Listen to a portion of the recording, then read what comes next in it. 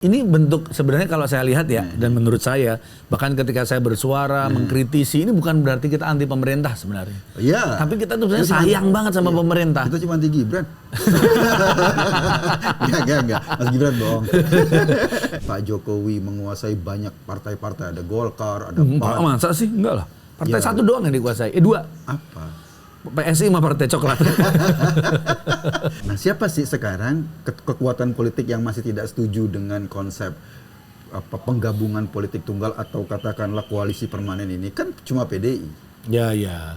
Ini ganjalannya cuma di sini. Karena itu mungkin ke depan perkiraan gua akan banyak sekali usaha untuk mengkerdilkan PDI. Ngomongin tentang oposisi, ini kita kan seringkali kita dicap sebagai buzzernya PDI Perjuangan ya. Ya, Channel ini dicap sebagai kali channel PDI Perjuangan. Tapi kita juga mengkritisi. Kita ini seluruh Indonesia, siapa yang nggak pernah ngelanggar hukum? Semuanya pasti pernah. Gitu loh. Lo ngomong sedikit saja, lo bisa disomasi atau bisa dituntut pencemaran nama baik. Itu pengalaman pribadi ya. Ah ya, gua gitu. Kita ngobrol, lo lihat kan masalah kita nih tiap hari ya. Demo mahasiswa kemarin hampir di semua kota menjelang Setiap puasa. hari lah gitu. Hampir setiap Ya. hari. Lalu tiba-tiba sekarang ada, ya kan gitu kan. Kadang nggak adem, hampir kalau menurutku Mas Eko ya, hampir tiap hari itu kita dapat berita buruk mulu dari kejadian di Indonesia ini ya. Iya. Terakhir apa kasus Pertamina ini. Iya, oplosan. Oplosan. Kebayang aku tuh bela-belain tiap beli tuh Pertamax. Kalau terpaksa adanya Pertamina ya. Iya. Kalau ada yang Yang lain, lain, swasta yang saya ke lain. yang lain. Nah. Kalau adanya itu Pertamax, satu biar nggak antri, kemudian ya biar kita yang orang yang dapat Pertalite bersubsidi itu yang Iya. orang yang tepat sasaran. Iya. Ternyata kita dapatnya tuh Pertalite juga dengan harga Pertamax. Jadi kalau yang antri Pertalite disubsidi pemerintah, lo belinya Pertamax, dapat Pertalite, lo subsidi koruptor gitu kan. Brengsek banget kan. Tiap hari tuh kita kayak dibikin darah tinggi deh. Mas. Sebelumnya juga ada masalah Danantara. Danantara kita Masalahnya belum. apa Danantara menurut lo? Ya tiba-tiba orangnya yang mengelola kan itu aja kan. Iya. Kayak orang di Indonesia kayak nggak ada orang lain lagi gitu loh. Ini keponakannya Luhut gitu ya. Iya. Ada. Terus ada orang-orang yang kemudian bermasalah juga secara hukum sebelumnya. Dan agak membingungkan gue ngelihatnya Danantara itu si CEO-nya sekarang menteri kan, menteri investasi kan, Ya. Pak Rosan itu diawasi oleh menteri BUMN. Dan antara nanti akan mengelola semua BUMN, tapi kita punya kementerian BUMN. Gue nggak tahu nih pembagian tugasnya gimana. Tumpang tindih kan. Itu masalah Danantara. Belum lagi tentang bagaimana nanti siapa yang bisa mengaudit. Katanya sih KPK atau Kejaksaan bisa mengaudit, tapi perlu perizinan dari DPR.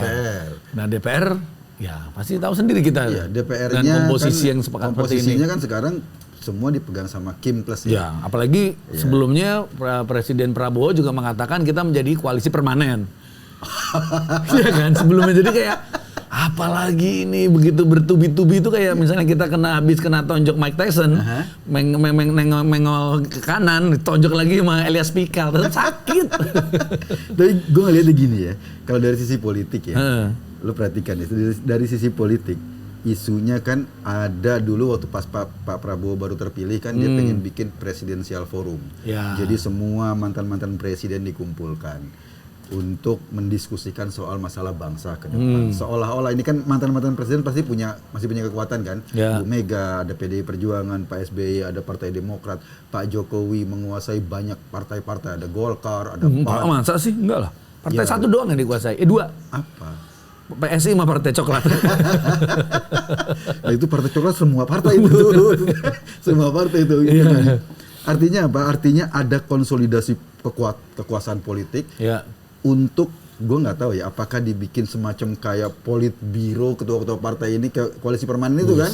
Politbiro itu kita sangat komunis sekali ya namanya. Jadi nggak ada lagi gangguan-gangguan. Sementara di sisi ekonomi ini ada Danantara, ada INA kemarin kan, itu kayaknya pengen dibikin semacam kapitalisme oleh negara. Jadi mirip-mirip kayak Cina gitu ya. Politiknya satu partai. Politiknya satu partai kan, satu partai yang kuat. Satu partai yang kuat, kalaupun terdiri dari berbanyak berbagai partai ya kayak difusi gitu ya. Nanti sharing kekuasaannya seperti apa. Sementara di ekonomi ini isunya adalah kapitalisme negara, state capitalism. Jadi mencontoh banget tentang Cina, Republik Rakyat Cina ya. Iya, gue ngelihat sih kayaknya ya isu tentang ini pasca kemarin COVID. Kan kita punya pengalaman COVID ya. Mungkin Pak Prabowo atau Pak Jokowi ngelihat kok negara-negara demokratis itu nanganin COVID-nya nggak efektif ya. Jadi seolah-olah negara-negara non demokratis kayak Cina, Vietnam, waktu itu Tapi ya. kan Cina yang bikin virusnya. Kan ya kata Trump ya. Jadi dia China tidak virus siap. itu ya orang bilang. Kan memang berasal dari Wuhan kan. Iya. Jadi jangan-jangan mereka udah siap aja nih. Kan biasa kan perusahaan virus komputer tuh sebelum ngeluarin virusnya sudah juga nyiapin ininya antivirusnya kan. Iya, nanti isunya, perkiraan gue ya, isunya ya, ketika di politik misalnya, kan isunya pasti demokrasi kan kalau di politik ya. Nah, siapa sih sekarang kekuatan politik yang masih tidak setuju dengan konsep penggabungan politik tunggal atau katakanlah koalisi permanen ini? Kan cuma PDI. Ya. Ini ganjalannya cuma di sini. Karena itu mungkin ke depan perkiraan gue akan banyak sekali usaha untuk mengkerdilkan PDI. Ya, apalagi kemarin ada forum katanya nih ya. Saya dapat bocoran-bocoran ketika ada forum Presiden Prabowo mengundang para pemret media-media itu sempat terlontar PDI bukan partai yang besar lagi. Oh iya, kan? Karena pasti targetnya mempreteli. Iya, Kayak misalnya kasus Mas Hasto, kasus apa, nanti banyak itu. Perkiraan gue ya, karena itu wajar kalau teman-teman di PDI agak gamang. Karena harusnya makin fight aja ya. Ya lu disandra kasus bro. Ya katakanlah untuk kan semua juga kena kasus semua. Ya untuk menjinakkan Golkar misalnya kemarin lihat Pak Erlangga. Cuma satu malam dia bisa mundur dari ketua umum Golkar habis diperiksa kejaksaan. Kan polanya kayak gitu. Iya. Kalau lo ngelawan terus, ya Mas Hasto contohnya gitu loh. Tapi kan kalau Mas Hasto kan juga kalau dibilang kan tinggal akhirnya dibuka di pengadilan biar terbuka sekalian kan. Sebenarnya kan kasus Mas Hasto ini kan sebenarnya kita masih abu-abu banget kan. Adalah kesempatan sebenarnya Mas Hasto ketika di pengadilan nanti bisa membuka semuanya kan. Nah masalahnya kita nggak tahu juga nih politisi lain. Iya. Tapi bedanya dengan Cina ya. Tadi kan mungkin tidak terlalu demokrasi, tapi kemudian mereka memikirkan kesejahteraan rakyatnya. Nah iya. Karena tapi namanya adalah Republik Rakyat Cina. Iya. Sementara Indonesia Republik Oligarki Indonesia. Jadi yang sejahtera itu yang cuman berapa persen itu masalahnya. Nah itu kayaknya ya, gue perhatikan ya. Ketika Pak Prabowo bikin Danantara dan lain-lain, ini kayak mau kocok ulang di ekonomi. Ekonominya akan dikocok ulang, barangkali nanti negara yang akan menguasai banyak sektor. Mimpinya. Ya. Persoalannya adalah yang ngelolanya ini. Nah, kita punya market confidence nggak? Kalau kita lihat respon market dari berdirinya Danantara kan nggak terlalu negatif positif loh. ya. Ya bisa dikatakan negatif bisa ya. dikatakan negatif. Bahkan ada orang bilang respon pertama ini yang sangat penting adalah. Iya. Kan? Karena yang namanya investasi kan mestinya yang dijual pertama itu trust. Trust benar. Iya kan? Sehingga market tuh confident lah. Iya. Ketika trustnya dipertanyakan orang, pada akhirnya kan kita jadi ragu. Padahal Danantara itu kayak kita berjudi loh. Iya. Semua duit ditaruh di situ, kekuatan aset-aset BUMN ditaruh di situ, efisiensi APBN kemudian diarahkan ke situ. Hasilnya kan, hasil dividennya pun juga diarahkan ke situ. Iya, kita berharap nanti ini akan menghasilkan gitu kan. Kalau berhasil. Nah, kalau berhasil barangkali Indonesia akan enak lah. Ya. Pertanyaannya kalau nggak berhasil siapa resiko yang akan nanggung gitu loh. Itu kayaknya masalah ekonomi akan kita bahas nanti dengan pakar ekonomi kita ya. Nah sekarang di masalah politik nih, ke depan ya memperkirakan isu yang akan ke depan memperhadapkan ya isu-isu demokrasi kayak isu-isu tentang apa namanya bagaimana pembuatan undang-undang misalnya. Lu perhatikan sekarang orang bikin DPR bikin undang-undang itu kayak sekarang kejar cepet banget lah. Kemarin ya beberapa hari kan RUU Minerba tiba-tiba langsung disahkan. Itu berapa kan biasanya bikin undang-undang kan banyak pasalnya ya. Pembahasannya dari mulai komisi sekarang langsung selesai. Undang-undang BUMN langsung juga cepet-cepetan ya. Selesai. Danantara. Terus kemudian sebelumnya bahkan mau 1 hari loh, untung aja nggak jadi itu. Undang-undang pilkada. Iya. Yang waktu Kaisang pengen naik itu kan di demo mahasiswa. mahasiswa dan masyarakat sipil akhirnya bisa menahan itu kan. Nah, ada isu lagi misalnya undang-undang KUHP. Katanya mau pakai proses itu juga, proses jalan tol undang-undang itu. Jadi anggota-anggota DPR ini sekarang, gue nggak tahu apakah mereka serius bikin undang-undang atau mereka nggak kejar target aja ya? Nggak diajak secara apa ya, bagaimana mereka memikirkan secara serius. Jadi kayak konsepnya udah jadi, lo tinggal ketok palu lah. Ya, bahkan ada yang beberapa teman yang ada di anggota di PDI Perjuangan juga mengatakan bahwa seolah-olah di sana pun di DPR mereka ya nggak diikut sertakan. Ada kesan seperti itu. Ya. Karena kan kalau dihitung-hitung dari komposisi ya, kan ini nggak dominan ya. Mereka dominan. Jadi suasananya itu, bro. Lo pengen undang-undang apa? Sebetulnya dalam kondisi kayak gini, kalau pemerintah atau katakanlah partai koalisi mau serius, undang-undang perampasan aset itu harusnya cepat. Kenapa nggak jadi? Karena aset mereka nggak mau dirampas. Dan itu selalu dikatakan oleh si buzzer-buzzer ini kan. Iya. Tiap demo mana dong undang perampasan aset. Kan lu partai lu sekarang yang berkuasa. Lu tinggal ketuk palu. Iya, nggak dibikin-bikin. Undang-undang minerba aja bisa, cepet. Nah, kemarin ngomong-ngomong tentang demo, kemudian ada tagar luar biasa Indonesia Gelap. Ya. Meskipun kemudian dibantah. Kemarin barusan para Presiden Prabowo pun juga, siapa yang bilang Indonesia gelap? Nah, Luhut bilang yang gelap itu lu. Iya. Elit yang segelintir itu bilang Indonesia terang. Ya. Masyarakat yang banyak itu bilang Indonesia gelap. Sebetulnya gelap terang. Ya. Dan tuntutan-tuntutan mahasiswa kan banyak banget kan. Salah satunya ya kita ngomongin adalah tentang evaluasi tentang program makan gratis. Ya. Bukan berarti ini malah menghapuskan program makan gratis, makan bergizi gratis, tapi dievaluasi. Karena ternyata kan banyak kebocoran-kebocoran, banyak ketimpangan-ketimpangan, dan mungkin banyak yang tidak tepat sasaran. Bukan cuma itu, karena ketika ini jadi masif, yang namanya makanan cepat ya, kan beresiko yang mana basi, soal belatungnya, ada belatung, gula kayak disantet aja keluar belatung ya. Ada basi, ada keracunan, ada yang apes lagi. Apa? Dipikirnya daging, dapatnya jahe. Lengkuas, kan jebel ya, daging nih. Itu, terus kemudian tentang evaluasi juga tentang proyek-proyek strategis nasional. Iya, PSN PIK misalnya ya. PIK, dan banyak lagi kan, IKN juga. Apakah itu memang harus menjadi skala prioritas dalam ekonomi yang keadaan seperti ini? Karena sebenarnya masyarakat membutuhkan hal yang lebih lain lagi kan? Iya. Masyarakat butuh. Katakanlah yang sekarang yang dibutuhkan ya, ketika kita menjelang bonus demografi, kan peluang kerja. Ya. Itu sebetulnya sangat penting bagi masyarakat. Perbaikan dari sisi pendidikan. Ya, masalah pendidikan kan. Pendidikan bisa masuk ke dunia profesional dengan cepat.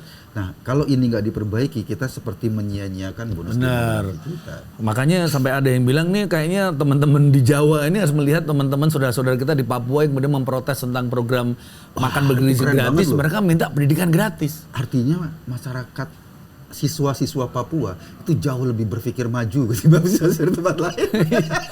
Karena mereka emang sebenarnya kan kalau ini bentuk sebenarnya kalau saya lihat ya dan menurut saya bahkan ketika saya bersuara mengkritisi ini bukan berarti kita anti pemerintah sebenarnya. Iya. Tapi kita tuh sebenarnya sayang banget sama pemerintah. Kita cuma anti Gibran.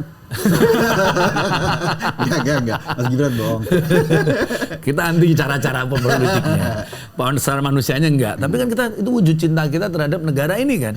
Terhadap republik ini, terhadap bangsa ini bahkan kita mengkritisi supaya hal-hal yang mungkin dirasa tidak tepat itu bisa diperbaiki kan.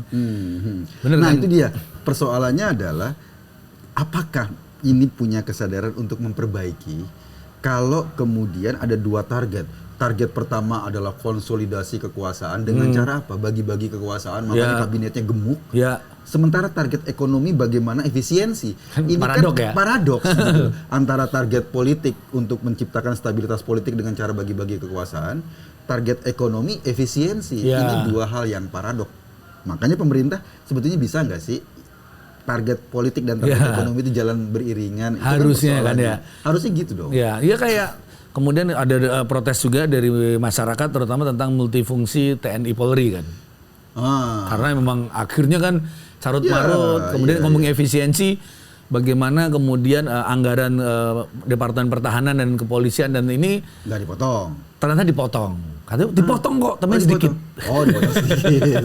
Tetap paling gede gitu. Sementara kita lihat bagaimana ketika Amerika misalnya, itu dana terbesar itu bukan untuk pertahanan tapi untuk kesehatan dan pendidikan. Bagaimana juga ketika Jepang ketika setelah Perang Dunia di bom atom Hiroshima itu Kaisar Hirohito itu langsung menanyakan bukan tentang jumlah kekuatan ekonomi, berapa jumlah guru yang masih ada. Karena mereka bisa membangun masyarakatnya dengan itu kan, pendidikan. Untuk bangkit lagi dari keterpurukan itu adalah dengan pendidikan terutama. Iya, kalau kita sekarang pertanyaan berapa guru yang dipecat gara-gara bikin lagu? Itu dipecat. Meskipun alasannya karena membuka aurat. Ataupun juga kan kemudian kan banyak guru efisiensi ini terjadi di ASN kan. Terutama honorarnya itu yang banyak dipecat. Nah, itu dia kelas menengahnya yang akan jadi problem tuh ya, akan jadi masalah karena mereka dipecat, mereka selama ini mengabdi nggak ada alternatif profesi lain. Ya, bahkan kan kemarin kita lihat di TVRI pun banyak yang ternyata honorer kan, dan mereka bertahun-tahun menjadi honorer tiba-tiba langsung dirumahkan. Di RRI juga, bahkan yang paling miris juga di PT KAI yang untuk jaga palang kereta akhirnya masyarakat jadi kayak ronda gantian. Sebetulnya memang gue ngelihat ya kayak isu kortek ya, itu kan beresiko pada pendapatan kita dari perpajakan nggak maksimal karena ngabisin 1,3 triliun tapi ternyata aplikasinya di masyarakat bermasalah. Terus kemudian isu-isu yang lain, misalnya kayak sekarang siapa sih pengelola Danantara? Kalau kita perhatikan Danantara misalnya dikelola yang satu. Hampir semua pengelolanya ini punya afiliasi dengan perusahaan-perusahaan masing-masing. Sementara mereka perusahaan investasi terbesar. Pertanyaannya gimana kalau mereka kemudian memilih investasi berdasarkan interest mereka sendiri? Kepentingan mereka kan. Itu kan menjadi pertanyaan publik. Itu berjudi banget loh. Itu jangan-jangan dipakai untuk judi online. Atau dipakai untuk ini pas timnas nih untuk judi timnas saja gitu. Ya, kalau sekarang ya, kalau dari sisi politis sih gue ngeliat gonjang-ganjingnya masih akan terus karena kayaknya ya kalau lo perhatikan pembuatan undang-undang kayak gitu, kemudian ada isu-isu bagaimana meredam perbedaan politik dengan sandera kasus hukum dan lain-lain. Kalau pola ini terus digunakan, kita masyarakat sipil society yang nggak bisa apa-apa ya agak gelagapan. Ini bom waktu juga ya, tapi ini bom waktu loh. Akhirnya kan kemarahan masyarakat ini akan makin menumbuk-numbuk kan. Iya, sebetulnya kan kita membutuhkan oposisi ini untuk ventilasi kan. Penyaluran terhadap protes kita biar nanti di parlemen mereka ada juga yang menyuarakan nggak apa-apa tapi di parlemen kan. Tapi kalau di parlemen kayak sekarang nggak ada, adem aja. Akhirnya mau nggak mau di jalanan kan. Mau nggak mau ya di jalan yang terjadi. Ngomongin tentang oposisi, ini kita kan seringkali kita dicap sebagai buzzernya PDI Perjuangan ya. Channel ini dicap sebagai channel PDI Perjuangan. Tapi kita juga mengkritisi PDI Perjuangan. Kan ini mungkin bisa jadi satu-satunya partai oposisi meskipun Bu Megawati Soekarno Putri sebagai ketua umum mengatakan bahwa di Indonesia tidak mengenal adanya partai oposisi. Tapi dalam kenyataannya memang dibutuhkan kan untuk sebagai check and balance kan, penyeimbang. Istilahnya kata Bu Mega, partai di luar pemerintah. Itu bahasanya lah apapun ya. Nah ini PDI Perjuangan dalam mengambil posisi sebagai partai oposisi ini menurut Mas Eko apakah sudah maksimal atau masih kayak ragu-ragu tadi ya? Oposisi kan butuh ketahanan ya. Yang namanya oposisi nggak ada dalam pemerintahan, tidak mengelola resources negara yang gede gitu. Artinya kan dia butuh ketahanan. Apalagi kalau posisinya digencet dengan sandera kasus hukum. Ini kan juga jadi persoalan. Nah ketahanannya cukup nggak? Ketahanan teman-teman di PDI cukup nggak? Ketika misalnya ketahanannya nggak cukup, pada akhirnya kan yang jadi oposisi bukan lagi partai, masyarakat sipil. Gitu loh. Kalau masyarakat sipil yang jadi oposisi kan nggak ada penyaluran yang sehat. Akhirnya di jalan. Gitu. Padahal kan PDI Perjuangan tuh punya sejarah panjang menjadi partai oposisi bertahun-tahun. Ya kan, harusnya ya. Itu mungkin lebih. Jadi sudah paham lah gitu. Dari ketahanan ekonomi misalnya, ketahanan tidak masuk dalam mengelola resources pemerintahan atau resources negara. Kita anggap udah kuat lah. Harusnya ya. 10 tahun. Tapi pertanyaannya apakah punya ketahanan dari sandera hukum? Nah itu kan persoalannya. Berarti perlu di restart lagi orang-orangnya ya? Itu persoalannya. Dipindahkan aja orang-orang yang punya masalah hukumnya, pindahkan ke partai lain, ditransfer lah. Lu perhatikan gini. Kita ini seluruh Indonesia, siapa yang nggak pernah ngelanggar hukum? Semuanya pasti pernah. Gitu loh. Lo ngomong sedikit saja, lo bisa disomasi atau bisa dituntut pencemaran nama baik. Itu pengalaman pribadi ya? Iya, gua gitu. Apapun gitu. Lo buang sampah saja, itu kena kasus hukum. Jadi setiap orang di Indonesia, gue nggak yakin ada yang 100% murni tidak pernah melanggar hukum. Ya, pasti ya. Nah, sedikit apapun ya. Iya, sedikit apapun gitu ya. Masjid-masjid kita lah sebetulnya ada aturan tentang suara di masjid gitu loh. Tapi kan setiap hari kita dengar kan, wang-wang gitu loh. Kalau kemudian mau ditegakkan kan kena semua tuh. Iya. Itu satu. Jadi artinya apa? Ketika setiap orang dalam kondisi kayak gini, itu punya peluang bukan dikriminalisasi karena memang ada fakta melanggar hukumnya dan ini digunakan untuk bargaining politik, ya pada akhirnya susah kan. Nah, apalagi para politisi, kepala daerah, gampang banget. Wah, tinggal dicari runyam banget ya.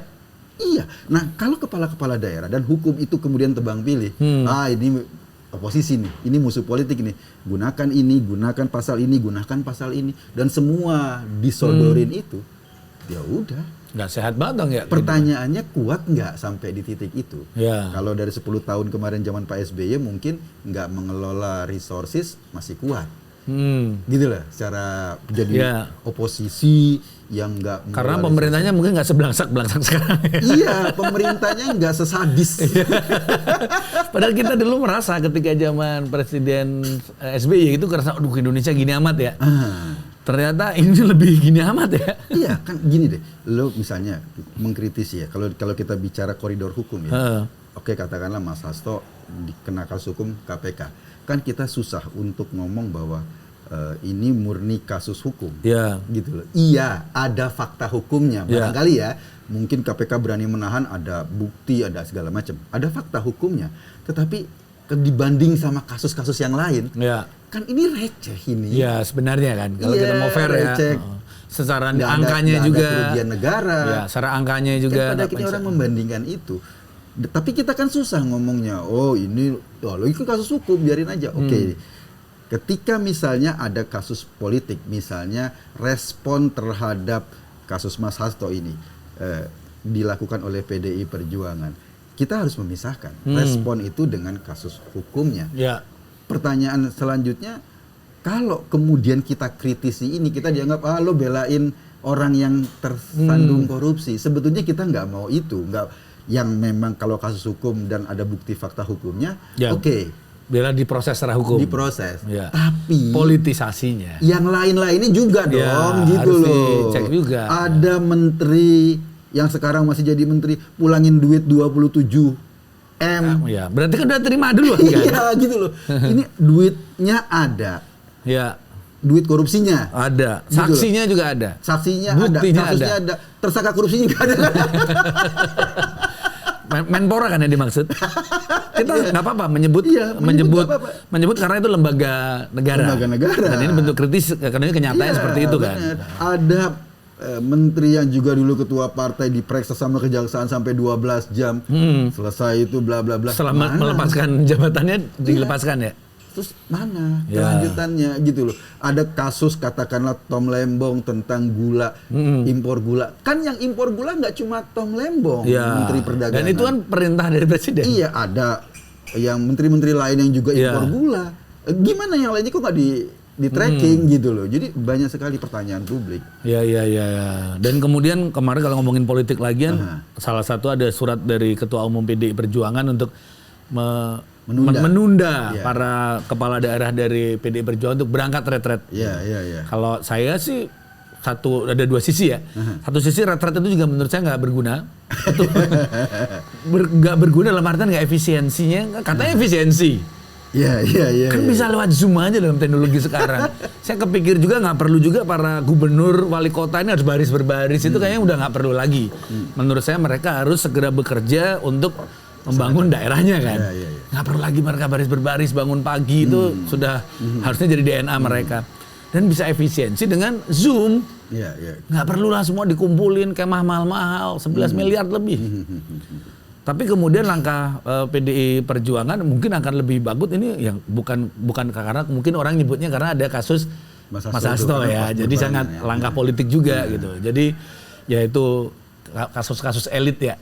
Tapi kita sebagai masyarakat bawah jadi masyarakat umum ini jadi lihatnya gini amat ya gitu lah. Elit politik kita gini-gini amat sih. Iya, seolah-olah ya elit bergerak dengan logikanya sendiri. Iya. Publik bergerak dengan logikanya sendiri. Nah, pertanyaannya siapa yang harus menyambungkan ini? Kan harus disambungin nih antara isu-isu di elit atau katakanlah keresahan di elit dengan keresahan di publik, harus ada katakanlah media untuk menyambungkan. Kalau kita lihat kemarin gerakan mahasiswa, kan media-media Indonesia katanya nggak banyak katanya infonya dihimbau bukan dilarang ya, dihimbau tidak memberitakan. Jadi himbau kalau depannya ada pistol ya dilarang. Ya tapi memang kenyataannya memang seperti itu kan. Memang tidak ada liputan secara masif di media-media mainstream. Tapi sekarang kan zaman berubah. Sosial media, media seperti channel YouTube itu begitu masifnya. Jadi akhirnya gerakan ini terberitakan bahkan hampir di seluruh penjuru Indonesia kan. Oh ya, hampir semua kampus ya kemarin. Semua kampus ya, meskipun ada kampus yang kemudian dilarang juga untuk berangkat. Ada kampus di Bandung sama rektornya nggak boleh berangkat. Dengan ancaman kalau berangkat nanti akan dipersulit untuk ujian dan lain-lainnya. Oh gitu. Ya, makanya kemudian ada yang bilang kemudian Mendikti kemudian dicopot, disuruh mengundurkan diri. Oh, gara-gara itu. Salah satunya katanya tidak bisa mengatur lah, meredam mahasiswa ini. Karena kan pemerintah kemudian ngomong nggak ada kok tentang pemotongan kenaikan pemotongan subsidi untuk dosen, pendidikan tunjangan dosen ataupun tentang UKT itu katanya nggak ada kok gitu. Ya tapi tetap aja sudah bergulir ya ini ya. Iya. Kemudian rame lagi tentang lapangan pekerjaan dan ketidakpastian hukum ini yang rame kemarin tentang tagar kabur aja dulu. Nah itu dia. Menurut gue ya itu tagar yang menunjukkan pikiran-pikiran anak muda Indonesia maju. Lo perhatikan. Tapi itu sebenarnya Presiden Prabowo itu visioner banget. Kenapa? Sebelum kita ada kabur aja dulu, beliau sudah kabur dulu. Lo kan memang dulu bukan cuma beliau kan, orang tua beliau kan. Beliau kabur juga. Visioner kan. Jadi kalau baca sejarah ya. Makanya ketika siapa Novel ngomong, wah itu nggak nasionalis, Noel ngomong itu nggak nasionalis, nggak patriotisme. Ya tanya aja sama Pak Presiden. Iya. Kalau gue ngelihat ya sebetulnya kita ini kan sekarang ya, apalagi anak muda yang menggaungkan kabur aja dulu, itu kan mereka berpikir bahwa mereka bukan cuma warga negara Indonesia, mereka adalah warga negara dunia, warga negara global. Itu kemajuan bro, karena semakin masyarakat yang maju, itu semakin luas ruang jelajahnya. Ya, nggak ada batasan-batasan teritorial lagi ya. Iya, masyarakat yang primitif semakin kecil ruang jelajahnya. Jadi masyarakat yang tidak pernah keluar dari alam ruang jelajah kecil itu, katakanlah dari lingkungan kecilnya, itu pasti nggak maju. Iya. Kurang piknik loh, gitu kan. Kurang main gitu kan. Kurang main, pasti nggak maju. Jadi ketika ada tagar kabur aja dulu, itu menandakan bahwa pikiran anak-anak muda kita, mereka bukan cuma sekedar warga negara Indonesia, mereka sudah menganggap dirinya sebagai warga negara dunia. Iya, begitu. Oh, itu hebat kan? Iya. Ketika ada pikiran kayak gitu. Dan nggak gampang loh untuk kabur ke sana itu kan kita perlu ada culture shock, perlu upgrade bahasa terutama dan gitu. Yang pertanyaannya gini. Orang-orang yang kabur dulu atau katakanlah mereka memilih luar negeri kan mereka pasti punya kualifikasi yang cukup dong. Ya, betul. Karena mereka yakin bisa bersaing di negara-negara luar. Kalau orang-orang yang punya kualifikasi cukup ini kabur aja dulu dan sisanya di Indonesia yang nggak punya kualifikasi cukup, ya makin babak belur bangsa ini emang sih. Tapi kan nggak perlu kualifikasi cukup bisa jadi Wapres. Misalnya atau menjadi staf khusus.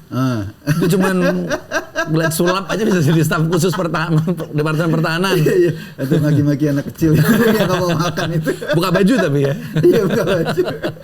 Jadi memang nggak tahu ini ada, kalau kita lihatnya kita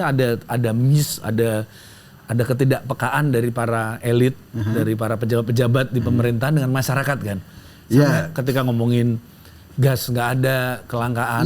Komentar dari pemerintah ini benar-benar tidak masuk akal gitu loh. Benar. Itu saya mikirnya emang atau berapa tahun ini memang kualitas pendidikan kita emang sangat menurun ya.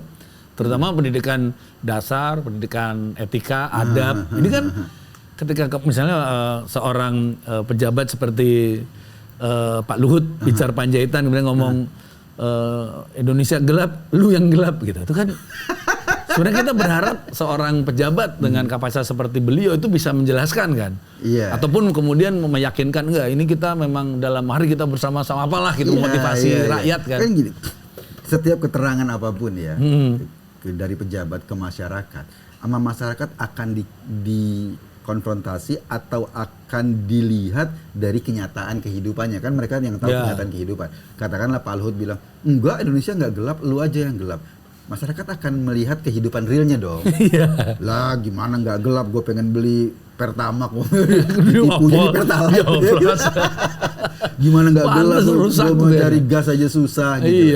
Kan itu kan kenyataan yang dihadapi masyarakat. Nah kalau pejabat pemerintah itu ngomong dan ketika dia ngomong dikonfirmasi ternyata bener di masyarakat, nggak gelap, apa-apa ada kok, apa-apa cukup kok, cari pekerjaan gampang, orang akhirnya percaya. Tapi ketika ada jarak antara statement dengan kenyataan pada akhirnya orang yang ditanggapi orang apa? Ah lo double, lo dabus lo, gitu dabus gitu kan?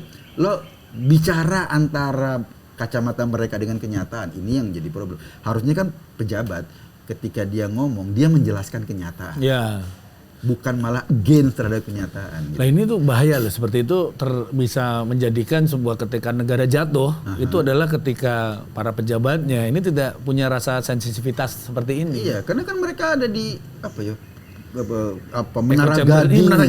Menara Gading sendiri dengan cara berpikir sendiri, sementara masyarakat punya kehidupan sendiri. Ini yang dikhawatirkan, ada jarak antara masyarakat, ada kenyataan dalam masyarakat dengan cara berpikir para pejabat ini. Jarak ini yang menurut gua akan terjadi problem serius. Dan kita pun juga merasakan itu kan. Dulu bagaimana tim kita begitu banyak, sekarang berkurang banyak juga. Dulu kita siaran mungkin seminggu bisa 4 kali, 5 kali kita dikurangi.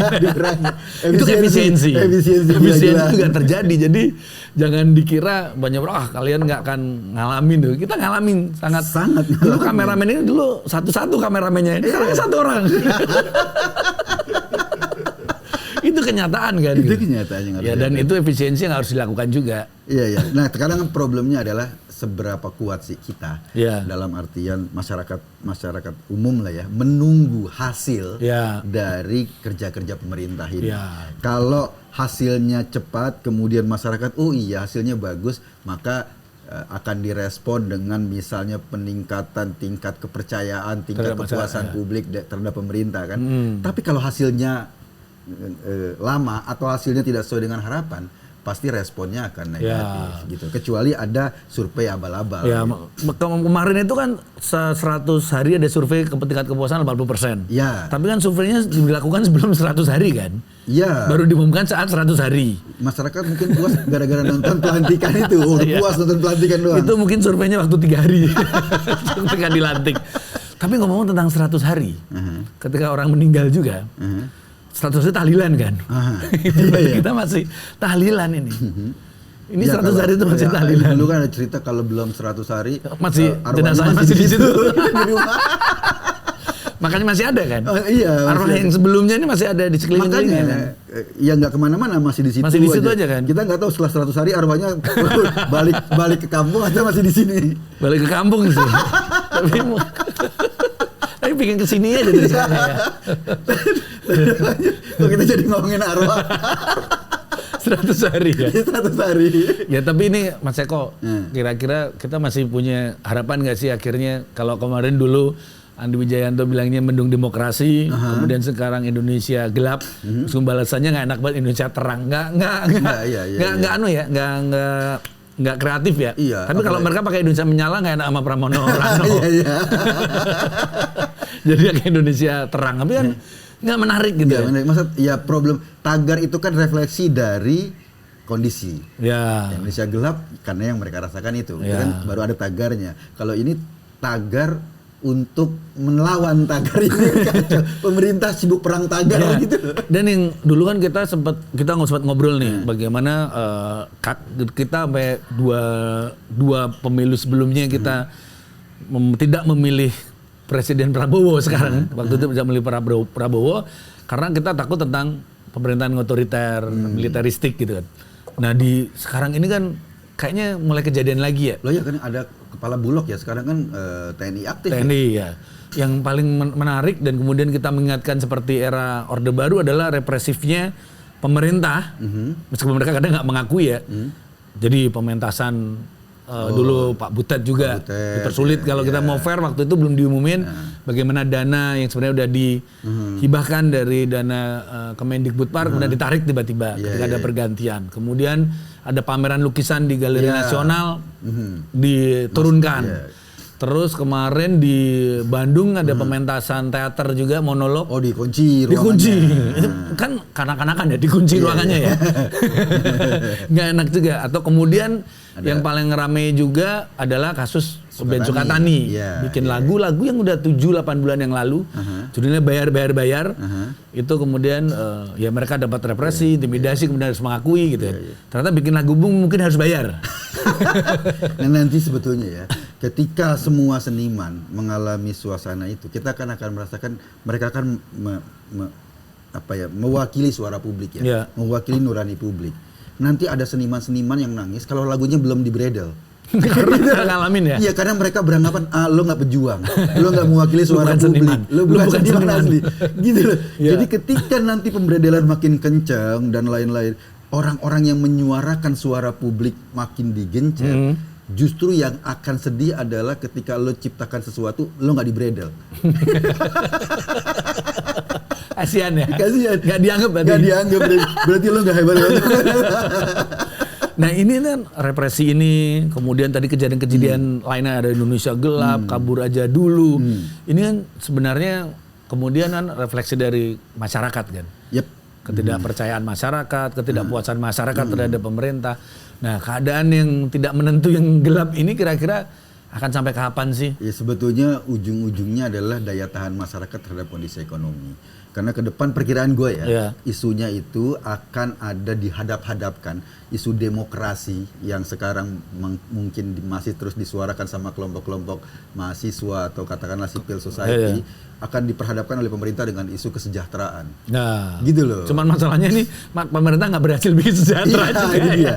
Nah pertanyaannya, oke kalau diperhadapkan dengan itu masyarakat beneran nggak mendapatkan kesejahteraan nggak? Jadi daya tahan kelas menengah ini apakah mereka bisa tahan ketika ekonominya makin tergencet? Kalau mereka merasakan kehidupan mereka makin berat, ini akan bahaya loh buat Indonesia. Ya kan bedanya kalau kita ngomongin Singapura misalnya, kan demokrasi di sana pun juga sangat terkontrol, tidak ada kebebasan berpendapat, kurang juga.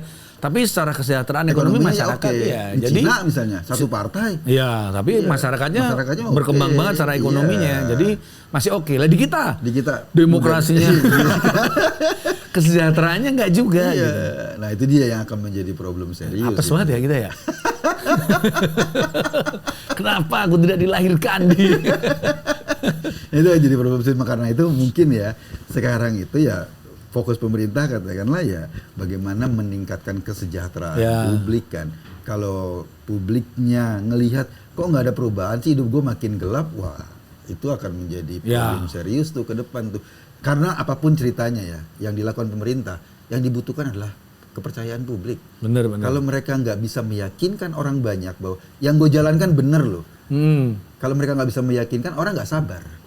Tapi kalau mereka bisa meyakinkan, lo sekarang belum sejahtera, nanti ya sebentar lagi ya, gua akan jalankan ini, nanti hasilnya buat lo. Itu pasti orang sabar. Tapi kalau antara janji dengan kenyataan nggak connect, publik nggak bisa diyakinkan, orang nggak sabar pasti. Jadi tugasnya sekarang bagaimana membuat masyarakat bersabar untuk kata Pak Prabowo nanti tahun 2050 Indonesia bersabar sampai tahun 2050. Ya Tuhan 2050. Gitu loh. Itu tugas pemerintah. Membuat kita bersabar. Kalau nggak bisa, beresiko. Ya, jadi memang masyarakat Indonesia diminta bersabar seperti juga persis seperti fansnya MU, fansnya Arsenal. Minta bersabar. Oke, thank you Ji. Kita ngobrol lagi. Makasih. Habis ini kita ngobrol sama Erwin.